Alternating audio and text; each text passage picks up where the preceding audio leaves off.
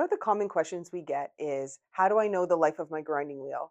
We're here today to tell you some quick tips to identify the life of your grinding wheel. Get yourself a set of steel. Maybe it's steel from an old set of skates that you've replaced, but it's a set that you practice on. I've got one loaded. I'm going to load my second set right now. And I selected the 7/16 out of my drawer. I don't know the life of this wheel at this time, so we're going to find out together. When the grinding wheel gets put on, Blackstone has a coating that will allow you to sharpen that skate in one pass. Assuming it's not a skate out of the box, for example, but it's going to cut that steel right away and put that shape in with one pass. Now, as the wheel use continues, that diamond coating is going to wear and will require an additional pass as the life of that wheel continues. So what we're going to do is we're going to take it around for one pass, and we're going to check to see whether or not that shape is inside the blade. While the fireball's sharpening, I'm sure you, as well as I do, have a stack of grinding wheels.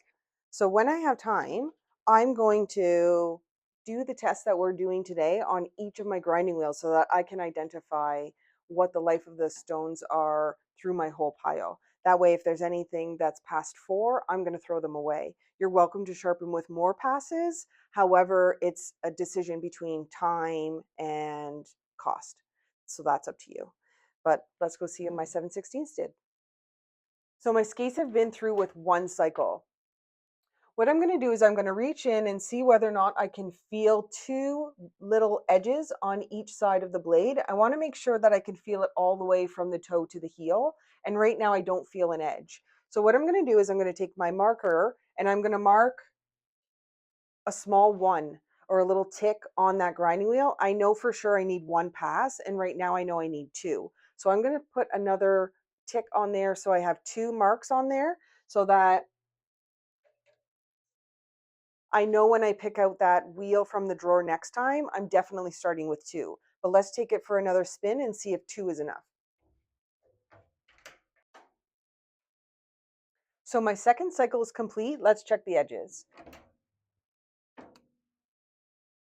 So again, I'm feeling for a burr on the front and back of the blade so that I know there's edges. So right now I can feel a burr on the front and the back, which tells me that the shape of the grinding wheel is now into the blade. So I've successfully sharpened this with 7/16. Now I can put this back in the drawer, and whenever myself or my other staff comes to get that 7/16 wheel, we know right away that we're going to start with 2 passes. As the wheel continues and we start to consistently require 3, we'll make another notch on that so that we have 3 ticks and we know when we pick up that wheel it has 3.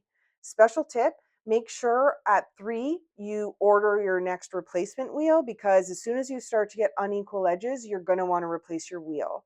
Don't make any adjustments to your machine. Grab a new wheel, place it on there, and your equal edges will come back. If you have any questions, give us a call. We'd love to help.